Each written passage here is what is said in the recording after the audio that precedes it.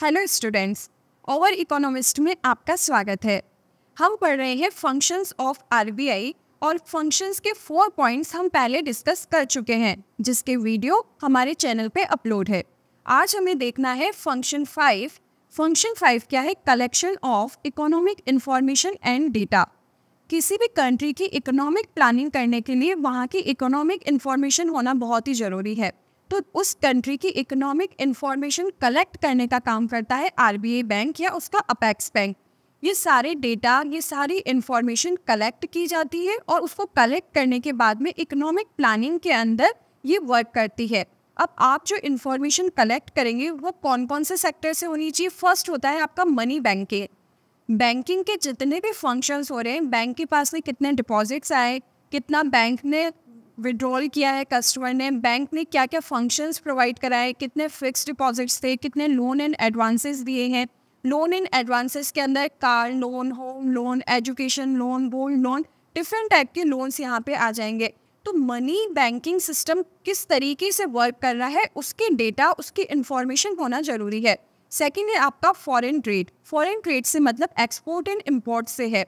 जब भी कोई चीज़ हम किसी दूसरे नेशन से मंगवाते हैं तो वो कहलाता है इम्पोर्ट, और हमारी कोई भी गुड्स या सर्विसेज या कोई कमोडिटी जब हम बाहर सेल करते हैं तो ये कहलाता है एक्सपोर्ट। तो एक्सपोर्ट और इम्पोर्ट फॉरेन कंट्रीज के साथ में हमारा बिजनेस कैसा है, ट्रेड बिहेवियर कैसा है, वो आएगा फॉरेन ट्रेड। उससे रिलेटेड इंफॉर्मेशन को कलेक्ट करना। थर्ड है आपका foreign exchange. Foreign exchange again वही बात हो रही है कि जब भी हमने एक्सपोर्ट किया है तो फॉरेन कंट्रीज उनकी जो करेंसी है उसमें हमें पेमेंट करती है। वो यूरो में हो सकता है, डॉलर हो सकता है, दिनार हो सकता है। जिस कंट्री के साथ में आपने ट्रेड बिहेवियर किया है वहाँ की जो करेंसी है वो आपके पास में आता है।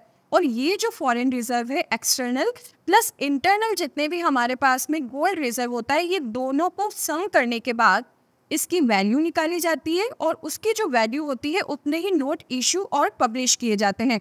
इसलिए फॉरेन रिजर्व हमारे पास में कितना है, इसकी इंफॉर्मेशन होना बहुत ही जरूरी है। नेक्स्ट है आपका इंटरनल ट्रेड। जैसे हमने एक्सटर्नल ट्रेड की बात की थी, वैसे ही इंटरनल ट्रेड के अंदर बिजनेस कैसा चल रहा है किसी भी स्टेट का या दूसरे स्टेट का, वन स्टेट का अनदर स्टेट के साथ में किस तरीके से बिजनेस होता है, कितना ट्रेड होता है, कितना उनका टर्नओवर हो रहा है, ये इंफॉर्मेशन होनी जरूरी है। तो जितना ज़्यादा टर्नओवर होगा उतना ही क्या होगा, यहाँ पे एम्प्लॉयमेंट क्रिएशन होगा, और एम्प्लॉयमेंट क्रिएशन ज़्यादा से ज़्यादा होगा तो पॉवर्टी क्या हो जाएगी, कम हो जाएगी।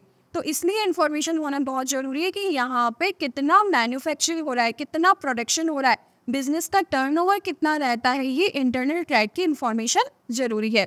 नेक्स्ट है आपका price level. Law of demand में आपने पढ़ा था कि प्राइस और डिमांड के बीच में इनवर्स रिलेशनशिप होता है। अगर डिमांड इंक्रीज होती है तो प्राइस क्या होगी, डिक्रीज हो जाएगी, और प्राइस इंक्रीज होती है तो डिमांड डिक्रीज हो जाएगी। प्राइस और डिमांड के बीच में इनवर्स रिलेशनशिप देखने को मिलता है। तो यहाँ पे प्राइस लेवल क्या है कि प्राइस के अंदर किसी भी कमोडिटी का बहुत ही प्राइस फ्लक्चुएशन होता है। बहुत जल्दी कभी प्राइस इंक्रीज हो गई, फिर डिक्रीज हो गई, फिर इंक्रीज हो गई। तो ये फ्लक्चुएशन बहुत कम होना चाहिए, प्राइस स्टेबल होनी चाहिए, एक इक्विलिब्रियम पॉइंट स्टेब्लिश होना चाहिए। इक्विलिब्रियम पॉइंट कैसे होगा, आप डिमांड कर्व बना लीजिए। डिमांड कर्व कैसा होगा, downwards from left to right उसका स्लोप, और सप्लाई कर्व का स्लोप कैसा होता है, upwards from left to right. तो demand curve and supply curve दोनों एक दूसरे को जहाँ पे इंटरसेक्ट करते हैं वो आपका इक्विलिब्रियम पॉइंट एस्टेब्लिश होता है, और उसी इक्विलिब्रियम पॉइंट से हम प्राइस और क्वांटिटी को डिटरमाइन करते हैं। तो ये जो प्राइस आती है, ये प्राइस लेवल हमें देखना है। इस प्राइस के अंदर बहुत ज़्यादा फ्लक्चुएशन नहीं होना चाहिए, प्राइस स्टेबिलिटी होनी चाहिए। तो इससे रिलेटेड डिफरेंट जितनी भी कमोडिटीज़ है, जितना भी प्रोडक्शन यहाँ पे हो रहा है, जितनी भी नंबर ऑफ यूनिट्स है, उनकी प्राइस क्या डिसाइड हुई है, उसका प्राइस लेवल की इंफॉर्मेशन होना बहुत ज़रूरी है। नेक्स्ट है आपका इंडस्ट्रियल आउटपुट। 3 सेक्टर्स की हम बात करते हैं। फर्स्ट एग्रीकल्चर सेक्टर, जिसे हम प्राइमरी सेक्टर कहते हैं। सेकंड आपका इंडस्ट्रियल सेक्टर है, एंड थर्ड है आपका सर्विस सेक्टर। तो इंडस्ट्रियल आउटपुट कितना होता है, कितना बिजनेस यहाँ पे हो रहा है, कितनी मैन्युफैक्चरिंग कंपनीज यहाँ पे है, कितना प्रोडक्शन यहाँ पे करते हैं। तो ईच एंड एवरी कंपनी और each and every firm total industrial output आपके पास में कितना आता है, ये इंफॉर्मेशन हमारे पास में ज़रूरी है। तो 2 सेक्टर, 3 सेक्टर, 4 सेक्टर मॉडल के बारे में भी हम देखते हैं। तो कितना यहाँ पे ट्रांजैक्शन हो रहा है, कितना टर्नओवर हो रहा है, कितना बिजनेस चल रहा है। तो तो टोटल हमने यहाँ पे 6 पॉइंट्स पर स्टडी किया और इन 6 पॉइंट के अंदर जितना भी ट्रांजैक्शन हुआ है उससे रिलेटेड इंफॉर्मेशन आरबीआई के पास होनी चाहिए। आरबीआई के पास में ये रिलेटिवली जितनी भी इंफॉर्मेशन है इन सब के फैक्ट्स एंड फिगर्स होंगे तो इकोनॉमिक प्लानिंग करने के अंदर बहुत ही हेल्पफुल रहेगा। तो सबसे फर्स्ट वो डेटा को कलेक्ट करते हैं, डेटा को एनालाइज करते हैं और एनालाइज करने के बाद में इकोनॉमिक प्लानिंग होती है। इकोनॉमिक यहाँ पे पॉलिसी इंफॉर्मेशन आपको मिलेगी कि पॉलिसी किस तरीके से बनानी है, कैसे वर्कआउट करना है, इकोनॉमिस्ट यहाँ पे काम करेंगे। तो policy making and policy formulation के अंदर ये इंफॉर्मेशन एंड डेटा की इंफॉर्मेशन होना बहुत ही ज़्यादा ज़रूरी है। Thank you.